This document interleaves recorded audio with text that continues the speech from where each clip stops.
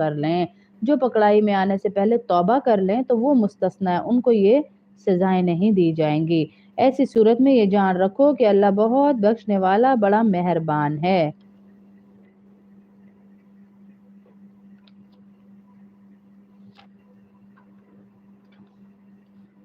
رکوع نمبر 5 مکمل ہوا، الحمدللہ، اللہ کا شکر ہے۔ ٹائم ہو گیا ہے، دعا کرا لیتے ہیں۔ اب پڑھ تو دوں، ٹائم زیادہ ہو جائے گا بیٹا، نہیں مشکل ہوگی پھر۔ دعا کرواتے ہیں۔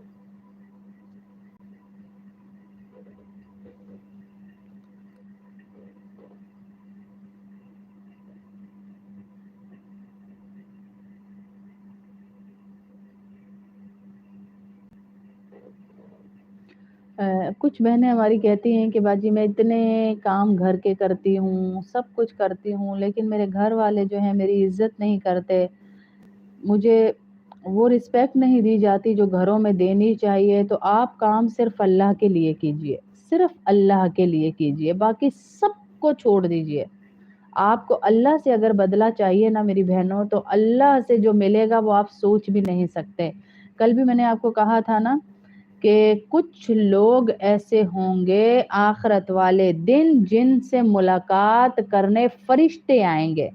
اللہ اکبر، کیا سیلیبریٹیز ہوں گی وہ ہیں، جیسے ہم جاتے ہیں نا کسی خاص بندے سے ملنے کے لیے، ان الذین آمنوا وعملوا الصالحات اولئک هم خیر البریہ، میرے نیک بندے کچھ ایسے بھی ہوں گے، اللہ نے کہا جن کی کیٹیگری یہ ہوگی کہ وہ سیلیبریٹیز ہوں گے، ان سے لوگ ملنے نہیں آئیں گے، بلکہ کون آئے گا؟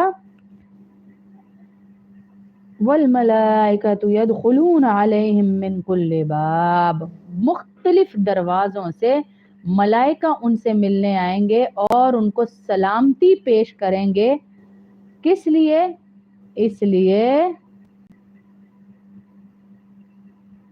کس لیے سلامتی پیش کریں گے؟ کہ آپ دنیا میں صبر کیا کرتے تھے دنیا کے مصائب پہ، کسی بیٹے نے، بیٹی نے، شوہر نے، ساس نے، سسر نے کوئی کڑوا جملہ کہہ دیا، بس اوپر دیکھ لیں، تو دیکھ رہا ہے نا، تو مجھے ٹیسٹ کر رہا ہے، ہاں یا اللہ مجھے پتا ہے تو مجھے ٹیسٹ کر رہا ہے کہ میں تیری بندی نکلتی ہوں یا نہیں نکلتی، پر میں اس ٹیسٹ میں پاس ہو جاؤں گی۔ مجھے یقین ہے تیرا غم بھی مجھ کو عزیز ہے، میرے رب کی بھیجی ہوئی چیز ہے کہ اللہ مجھے یقین ہے کہ تیری طرف سے بھیجا ہوا یہ غم ہے اور مجھے بڑا عزیز ہے، اور میں تیری ہی طرف آنے کے لیے تیاری کر رہی ہوں۔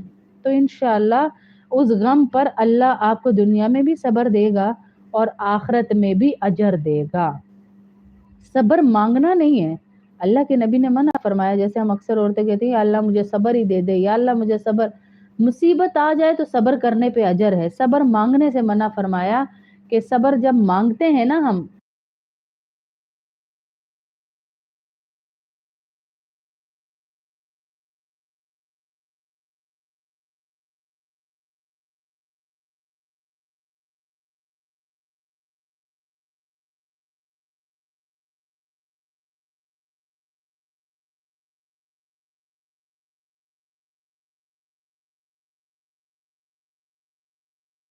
مانگنے کا مطلب یہ ہے کہ ہم اللہ کی طرف سے آزمائشیں مانگ رہے ہیں، ظاہر آزمائش آئے گی تو صبر کریں گے، اور اللہ رب العزت سے صبر نہ مانگیں بلکہ جب مصیبت پریشانی آ جائے تب صبر کریں، تب بہت اجر ہے، آپ کو فرشتے سلام کرنے آئیں گے انشاءاللہ۔